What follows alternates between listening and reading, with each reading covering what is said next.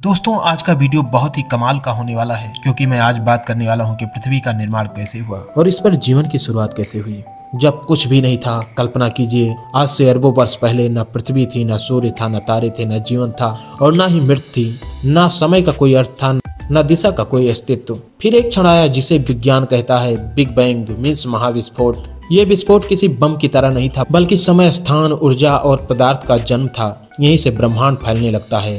तारों की भट्टियों में बने हम। प्रिय साथियों, शुरुआत में ब्रह्मांड में केवल दो तत्व थे, हाइड्रोजन और हीलियम। लेकिन जीवन के लिए जरूरी तत्व हैं कार्बन, ऑक्सीजन, नाइट्रोजन, कैल्शियम, लोहा इत्यादि। ये कहाँ से आए, कहाँ से इनका जन्म हुआ? तो जवाब है तारों के भीतर। जब तारे जलते हैं तो वे तत्व बनाते हैं, और जब तारे मरते हैं मीन्स सुपरनोवा विस्फोट, तो वे तत्व पूरे ब्रह्मांड में फैला देते हैं। वैज्ञानिक सत्य की बात करें तो हमारे शरीर का हर परमाणु कभी न कभी किसी न किसी तारे के भीतर बना था, अर्थात हम सब तारों की धूल से बने हैं। सौर निहारिका हमारा जन्म स्थान। लगभग 4.6 अरब वर्ष पहले हमारी आकाशगंगा के एक कोने में गैस और धूल का एक विशाल बादल था, जिसे कहते हैं सौर निहारिका। यह बादल घूम रहा था, सिकुड़ रहा था, गुरुत्वाकर्षण से स्वयं को खींच रहा था। फिर होता है जीवन के आधार सूर्य का जन्म। इस निहारिका के केंद्र में दबाव बढ़ा, तापमान बढ़ा, नाभिकीय संलयन शुरू हुआ और जन्म हुआ सूर्य का। दोस्तों, यह सूर्य न होता तो न पृथ्वी होती, न जीवन होता, न हम होते। सूर्य हर सेकंड 40 लाख टन ऊर्जा छोड़ता है। बात करेंगे ग्रहों के निर्माण की। सूर्य के चारों ओर धूल के कण घूमने लगे, टकराने लगे, जुड़ने लगे। तो पहले बने ग्रहाण, फिर प्रोटोग्रह बने और अंततः पृथ्वी का निर्माण हुआ। पहले पृथ्वी क्या थी? आग का एक गोला थी। दोस्तों, जब पृथ्वी बनी तो वह पिघली हुई थी, आग का गोला थी। उल्का पिंडों की बारिश होती थी। इसे कहते हैं हाइड्रियन युग। उस समय पृथ्वी पर जीवन की कल्पना करना भी असंभव था। पृथ्वी की परतें और सुरक्षा कवच का निर्माण। धीरे धीरे भारी तत्व नीचे गए, हल्के ऊपर आए और इससे बनी पृथ्वी की परतें। कोर, मेंटल, भू प्रॉपर्टी। कोर की गज से बना चुंबकीय क्षेत्र। यह क्षेत्र सूर्य की खतरनाक किरणों से पृथ्वी और जीवन की रक्षा करता है। बात करेंगे चंद्रमा के जन्म की तो लगभग 4.5 अरब वर्ष पहले मंगल के आकार का पिंड थिया पृथ्वी से आकर टकराता है और इस टक्कर से पृथ्वी का मलबा अंतरिक्ष में चला गया। वही मलबा चंद्रमा बना। दोस्तों, अगर चंद्रमा न होता तो क्या होता? ज्वार भाटा नहीं होते, मौसम अस्थिर नहीं होता, जीवन कठिन होता। दोस्तों, अगर हम बात करें कि वायुमंडल का निर्माण कैसे हुआ तो प्रारंभिक वायुमंडल नष्ट हो गया। फिर ज्वालामुखियों से गैसें निकली, जैसे कार्बन डाइऑक्साइड, जलवाष्प, मीथेन, अमोनिया। लेकिन इस समय ऑक्सीजन नहीं थी। फिर आती है जल की बात, जो जीवन के लिए जरूरी है। साथियों, पृथ्वी पर पानी कैसे आया? ज्वालामुखी गैसों से, धूमकेतुओं से। जैसे जैसे पृथ्वी ठंडी हुई, बारिश हुई, समुद्र बने और पृथ्वी बनी मीन्स नीला ग्रह पृथ्वी। फिर निर्जीव से सजीव की ओर कैसे ये पृथ्वी अग्रसर हुई? अब सबसे बड़ा प्रश्न ये था कि जीवन कैसे शुरू हुआ। समुद्रों में बिजली की चमक, ताप, खनिज ने रसायनों को जोड़ा। अब बात करेंगे मिलर यूरे प्रयोग की तो 1953 में मिलर और यूरे ने प्रारंभिक पृथ्वी जैसा वातावरण बनाया, बिजली के झटके दिए और उससे बने अमीनो एसिड। ये जीवन की नींव थी। आरएनए, राइबो न्यूक्लिक एसिड, पहला जीवन डीएनए से पहले। आरएनए का काम सूचना भी रखता है, रासायनिक क्रिया भी करता है। संभवतः पहला जीवन आरएनए आधारित था। बात करेंगे पहले जीव की तो लगभग 3.8 अरब वर्ष पहले पहला जीव उत्पन्न हुआ, जो एक कोशिकीय था, बिना ऑक्सीजन के जीता था। यहीं से जीवन की यात्रा शुरू हुई। अब बात करेंगे कि ऑक्सीजन की क्रांति और जीवन का विस्तार कैसे हुआ। दोस्तों, हमारी पृथ्वी के इतिहास में एक ऐसा मोड़ आया जो जीवन के लिए निर्णायक साबित हुआ। लगभग 2.4 अरब वर्ष पहले कुछ जीवों ने सूर्य की ऊर्जा का उपयोग किया, जल और CO2 से भोजन बनाया और ऑक्सीजन छोड़ी। इस घटना को वैज्ञानिक कहते हैं महान ऑक्सीकरण घटना। ऑक्सीजन के आने से वायुमंडल में परिवर्तन हुआ, ओजोन परतें बनी, सूर्य की हानिकारक अल्ट्रावायलेट किरणों से जीवन सुरक्षित हुआ और जटिल जीवों का विकास संभव हुआ। यानी जीवन धीरे धीरे बहुकोशिकीय बनने लगा। बहुकोशिकीय जीवन की शुरुआत की बात करें तो बहुकोशिकीय जीवन का आगमन लगभग 1.2 अरब वर्ष पहले हुआ था। कोशिकाएं संगठित हुई, परस्पर काम करने लगी। पहली बार शारीरिक संरचना और कार्य में भिन्नता आई। इसके बाद धीरे धीरे समुद्री जीव, अलगी, क्रील, मछलियां समुद्रों में फैलने लगी। बहुकोशिकीय जीवन तभी संभव हो पाया जब धरती पर ऑक्सीजन की उपलब्धता हुई।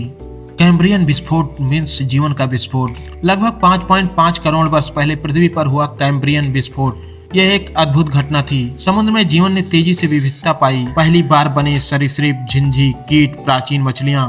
समुद्र में जीवन एक नया रूप लेने लगा। यह वो समय था जब जीवन ने संगठित, संरचित और विविध रूप लेना शुरू किया। अब बात करेंगे डायनासोर और उनकी विलुप्ति।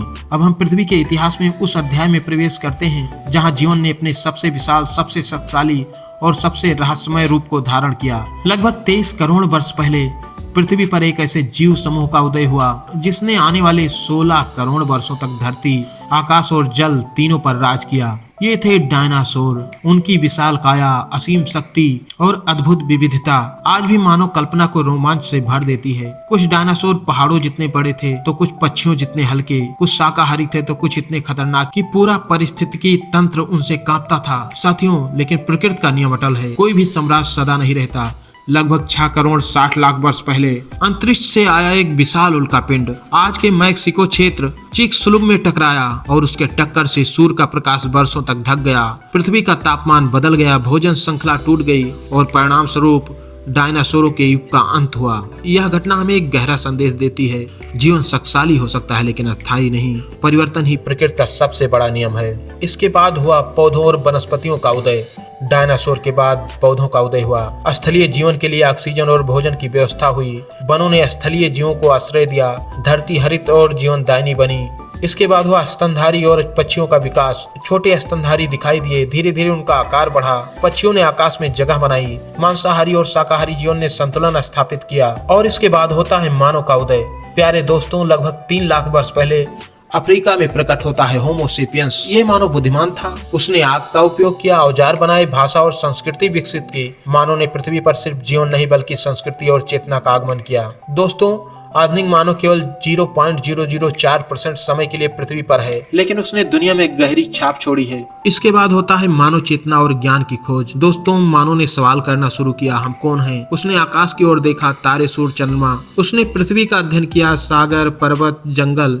यही मानव चेतना की शुरुआत थी। दोस्तों, उसके बाद विज्ञान और सभ्यता का उदय होता है। कृषि और सभ्यता का विकास हुआ, शहर बने, मानव ने ज्ञान, विज्ञान, कला और दर्शन में कदम रखा। इसी समय पृथ्वी और जीवन का अध्ययन हुआ।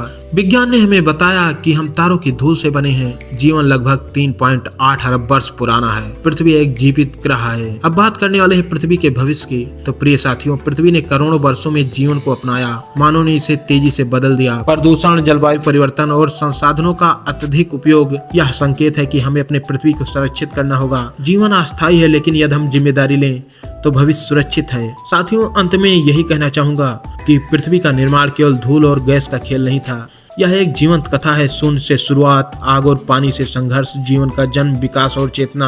और आज हम, आप और मैं उस ब्रह्मांडीय इतिहास के साक्षी और उत्तराधिकारी हैं। इसलिए हमें पृथ्वी की रक्षा करना चाहिए, जीवन का सम्मान करना चाहिए, विज्ञान और चेतना के मार्ग पर चलना चाहिए। याद रखिए, हम तारों की धूल से बने हैं। जीवन की चिंगारी हमारे भीतर है और जिम्मेदारी हमारी है कि इसे सजीव और संरक्षित रखें। दोस्तों, हमारा अतीत हमें बनाता है, हमारा ज्ञान हमें सशक्त बनाता है और हमारी जिम्मेदारी हमें महान बनाती है। इसलिए आइए हम सब मिलकर पृथ्वी को सुरक्षित रखें, जीवन का सम्मान करें और विज्ञान की रोशनी में आगे बढ़ें। Thank you. मिलते हैं इसी तरह की नई जानकारी के साथ नए वीडियो में।